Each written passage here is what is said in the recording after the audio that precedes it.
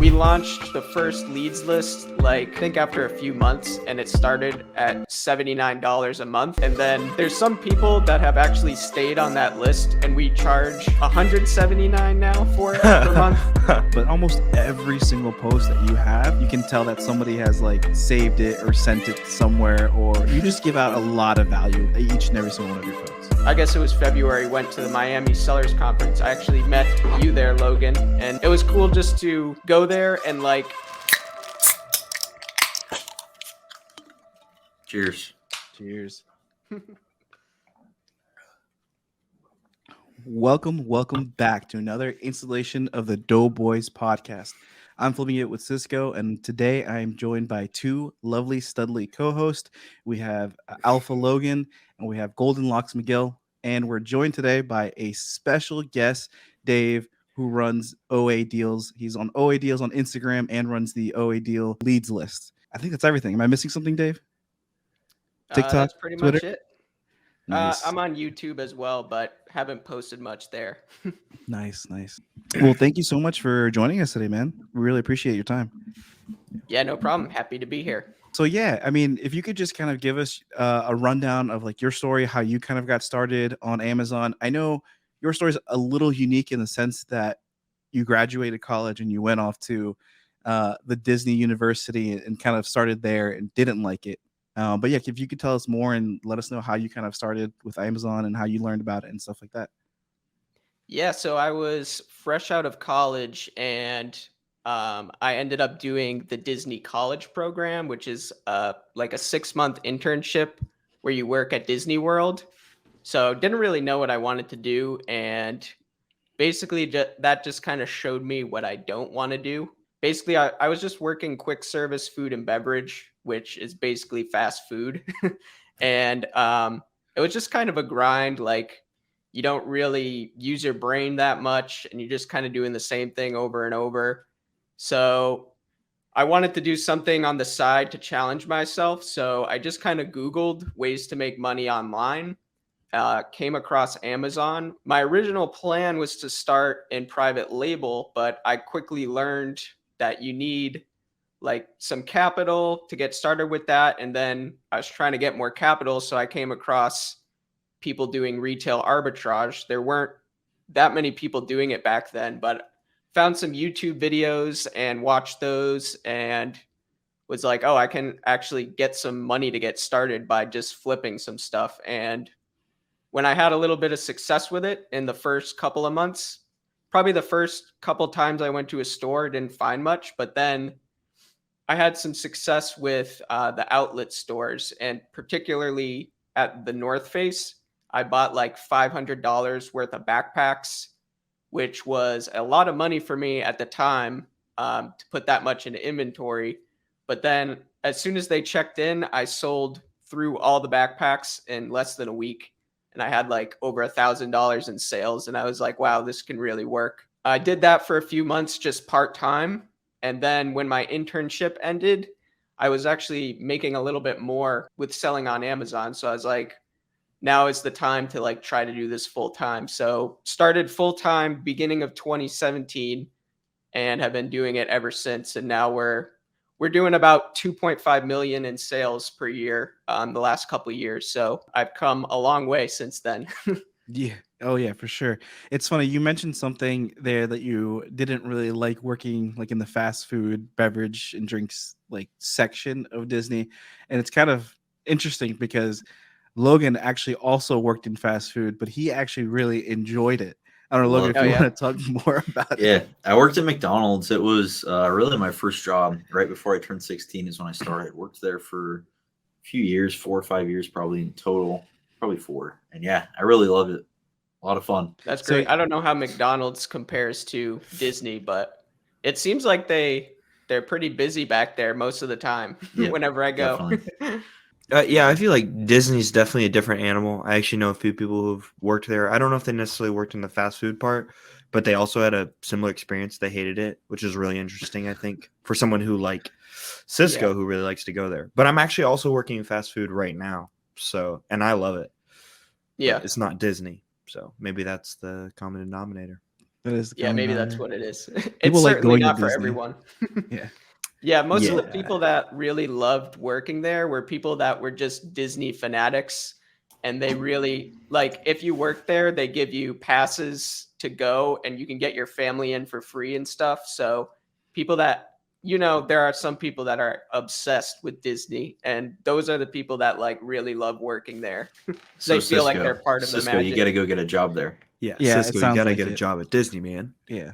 But I Come already on. bought my annual pass, so it's too late. Maybe next year. Next year. Gonna relocate. Yeah. I'll go be Dave's roommate down in Orlando. I'll get You his got- Airbnb. You got Sounds your good, annual yeah. pass, but does your family have their annual pass? Yeah, we got Go one work at for me and my Disney. wife and my daughter.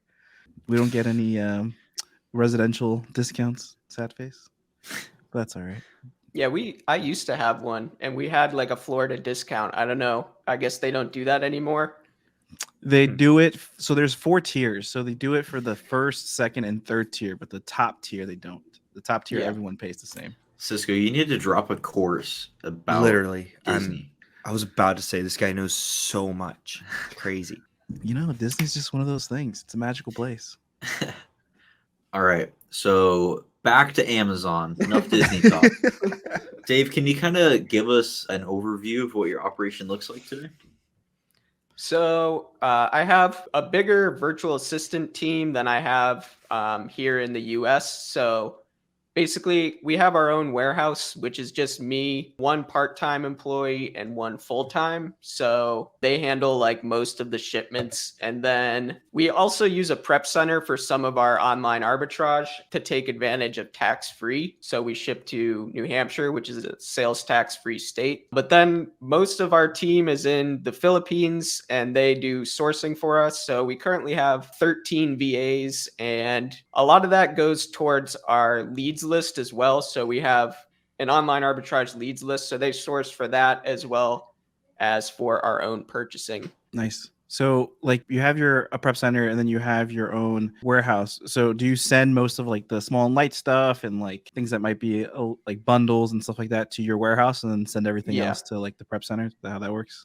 Yeah, that's exactly how we do it. And we have a couple places we order from that they're lower dollar items and it's a lot of bundles. So our current prep center, they charge like $3 per bundle. So most of the time it's going to make sense for us to just do that stuff. Also, one thing that you said that I feel like under everything, but that I really appreciate is that you called everyone that you work with your team members. A lot of people like say, "Oh, my employees X, Y, and Z," but at the end of the day, it kind of is a team that you're putting together, and you're working with them every single day, giving them feedback. So I really appreciate that about you.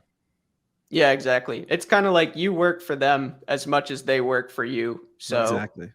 If you can make life easier for them and better for them and give them opportunities and incentives, like they're going to work much harder than if you're just kind of telling people what to do and think you know everything. Because I want them to contribute as well, like come up with ideas and stuff and not just have it be me trying to figure out everything on my own. Sometimes they come up with the best ideas. Yeah. A couple of our sourcers like started using Smart Scout for doing online arbitrage, which is something I haven't really done. And they've been like finding some of our best leads. So Nice. Just stuff like that, just allowing them to have freedom to try different things out. So how would so I've used Smart Scout for like OA as well, but I'm just curious because I only know one way to use it.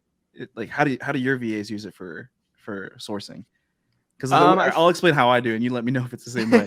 So basically, like I would just pull up Smart Scout, and I'd put like a whatever filter that I was looking for, like storefronts that are selling between 50 to 100,000 a month, X, Y, and Z, or whatever in a specific area, or just listing them out or specific categories. And then I would grab that list and look for specific like sellers that I can tell are doing like online or OA arbitrage, and then storefront stocking them. That way, like I avoid like any new sellers and stuff like that. Yeah, I'm not sure actually exactly how he's doing it.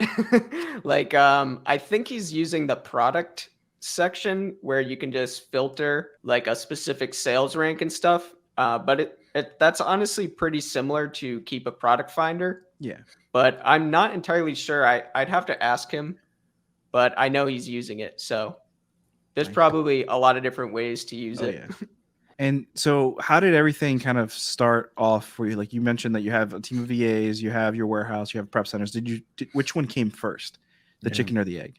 I think I got the warehouse first. I was doing a lot of retail arbitrage, so I didn't have like as much work for a virtual assistant to do. And then because I was doing so much RA, that's why I got the warehouse primarily, because if I already have the stuff in my possession, I'm not going to like ship it somewhere else to get it prepped. Over the years, we've shifted more to online arbitrage, and a lot of that's because we had a couple stores that we were buying a lot from that cut us off, and I was kind of building up the OA side of things while I was doing more RA. And then when An I kinda RA store stopped, cut you off? yeah, like Yeah, there was one really? store I was buying, like there was one day I bought like $100,000 worth of stuff, but they got like new management, and then the management was like, yeah, you can only buy 10 of each thing per day. Right. So then I Right. kind of just stopped. They doing don't want it. money. They don't want money. Yeah. Yeah. Yeah, pretty That's much. crazy. Well, like Targets are famous for doing that. You know, they're Yeah, famous and for Trader Joe's, but Oh, really? Okay. yeah, they don't like resellers either. They don't like money. It's They not don't like super money. shocking. I feel like the more shocking thing there is that you were successfully buying $100,000 Yeah, that's worth of crazy. stuff. I mean, like, Yeah. how many carts is that? It was a You couple beauty U-Hauls? store, so it wasn't too crazy. Okay, That's I got insane. you. Okay, Yeah. So I got you. was it a beauty store that you needed like Let's a play license? 20 questions. No, I'm just curious. 'Cause- Did so I know. it start with an M? It's a big store. You guys would definitely know it. So I won't say the exact name, but I can't really buy there anymore, so it doesn't really matter too much to me if people figure out what it is. But it's a big chain. I remember when I was doing retail arbitrage, I'd feel really good if I could spend like a couple grand in a day. Yeah. Yeah. Yeah, when I go to the Nike outlet, it was kind of like that. Like if I could spend $2,000, that was pretty good. Like, if you're buying like Louis Vuitton handbags or like makeup, I could see 100,000. But if you were trying to do 100,000 at Target, that'd be a long day. Oh yeah, that would be Yeah, it'd be a long close to week. impossible. I Yeah, think. it'd be a long week. Yeah. Or like a Yeah. grocery store, because everything costs like $5 or less. So Yeah. it's like really hard to buy that Yeah. much stuff. Yeah. Yeah. When you first said that amount, I was thinking like a Best Buy, and you were buying like laptops or. Oh, that's a Or- good thought. That's a what good I was thought. thinking. Like Yeah, you know, a still, MacBook at a it's a like lot. super discount or something. I guess Sure. you can't sell MacBooks on Amazon, but you guys get what I mean. Well, so at what point did you decide to transition more into the OA? It really wasn't like a deciding. It was just kind of when I was doing RA, it was I don't want to be doing just one store, because like basically what happened is they cut off my ability to purchase a lot. I wanted to have other things going. So I kind of dabbled in OA myself. I was really big into tactical arbitrage for a while, back like 3-4 years ago. So I was running that, and then I hired a part-time VA to just like narrow down the results for me. So that's kind of how it started. And then over the years, I just kept adding more. And then when I started the leads list, that's when I really needed to start hiring more, because the more people you have looking, the better results you're going to get. So like in the last year or two, I went from like 2 or 3 VAs to 13. Yeah. Just wow. because of the leads list. So how many lists are you running now currently? Right now we have 5. And And we could do more, but it's like the more you do, then the quality just gets worse on all of them. So you kind of have to balance it out. I think there's probably some leads lists that they do more lists with less people than I do, but trying to keep the quality as high as possible. yeah, keep the quality there for sure. And so when you were, so obviously it sounds like a lot of their sourcing is done by like the VAs now, but when you were the one primarily sourcing, what was your favorite like go-to sourcing method to find your best leads? I really like Keep a Product Finder. I haven't been using it for a super long time. Like I said, I used to use tactical arbitrage, but I think that's gotten more saturated over the years. Oh, yeah. Most of our team will do manual sourcing now. and we don't always find the best results from TA just because there's so many people using it. Yeah, and the beauty about Keep a Product Finder is that there's so many different ways to use it. And like if you're looking for something specific or specific category, or for it to be trending a certain way, you can kind of manipulate the filters to kind of target what you're looking for primarily. You can even target to look for specifically like small and light, for example. Or I think like even like in conversations that you and I have had, you can filter it to find products that don't have any rank at all, but the review counts are going upwards. So you know that it's selling. So you can kind of gather those before anybody else kind of jumps into those ASINs and stuff like that. So Yeah. I agree. Keep Product Finder is super dope, super underrated. Yeah, it's awesome because you're basically starting with the ideal Keepa chart that you want to find, as opposed to looking through a bunch of junk that's like absolutely terrible. You're starting with a good chart, and then it's just a matter of finding somewhere to buy it. And then we find some of our best sources that way because we're reverse sourcing everything. Yep. So we find like random niche websites that I've never heard of, but then we can buy a lot from those some of the time. Yeah, 100%. And even like I know before like I really found out about Keep a Product Finder, I would like if there was a certain brand that I knew was selling good and I just want to look at like other listings that brand has, I would just search that brand on Amazon page, like the main Amazon seller page. But I find a lot more ASINs and products if you use like the keyword title search and Keep a Product Finder versus just the main Amazon keyword search. So yeah, I mean, hashtag go use Keep a Product Finder. Cisco, you're dropping a video on it soon, right? Yeah. Eventually. It's in the list. Yeah, right. No, that's Dave. I'm going to collab with Dave. That'd be a cool video. Yeah, definitely. Let me know. Yeah, the collab in the works here.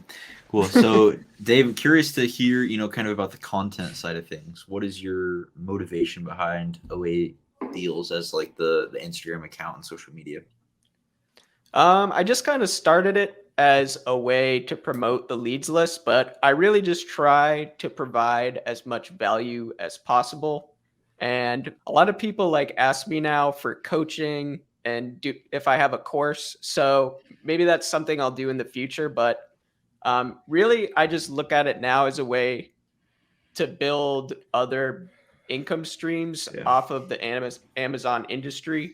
So the leads list is the one that I have now. And then we also launched a Chrome extension called OA Buddy last year. So that did pretty well. And it's also just good to network and help other people, meet people, bounce ideas off each other. And then, so there's just a lot of benefits that comes with doing content and putting yourself out there. I guess it was February, went to the Miami Sellers Conference. I actually met you there, Logan. And it was cool just to go there and like, some people actually knew who I was, which was kind of cool because I've gone to conferences like a few years ago before I did social media, and you just get so much more out of it when you're actually on social media because people like want to talk to you as opposed to like nobody knowing who you are.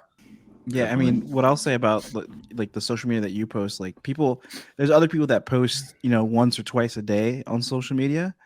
And then maybe you'll post every so often, but almost every single post that you have, you can tell that somebody has like saved it or sent it somewhere, or you just give out a lot of value in each and every single one of your posts. So I would just like to say that I appreciate that. Thank you very much. Yeah, we try. It's hard. I'm running out of stuff to talk about, so I feel like I'm repeating myself, but hopefully it doesn't come off that way. I would say like once you start repeating yourself, that's when people start listening. Because then it's like, okay, this is important. They're ramming home this point several times. Yeah. So there's some value in that. How long ago did you start? Like, when did you first start doing like YouTube content? It was, I think, 2020. So I've been doing it like, I guess, a few years now. Yeah. When did you start seeing like success in that?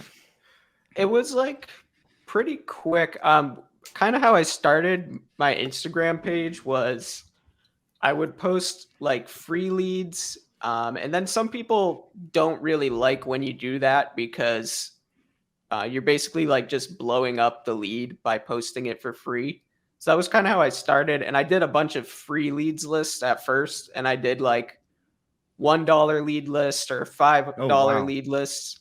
So just trying to put my leads out there so people would like actually trust to buy something from me. And then we launched the first leads list, like I think after a few months, and it started at $79 a month. And then there's some people that have actually stayed on that list, and we charge $179 now for it per month, but they're still paying $79 a month because I want to like reward my loyal subscribers from day one. So there's a couple people that have a really nice deal on that, but that's kind of how it got started. And it probably took like a few months to start doing a little bit of success with it. Value. Yeah. Sweet. So yeah, Dave, thank you so much for joining us. To the viewers, thanks for watching. Go check out at OA Deals on Instagram and YouTube. Any other platforms? Twitter. Instagram, YouTube, Twitter. Go check out OA Buddy as well. Yeah, thanks for watching. We'll see you on the next one. Peace.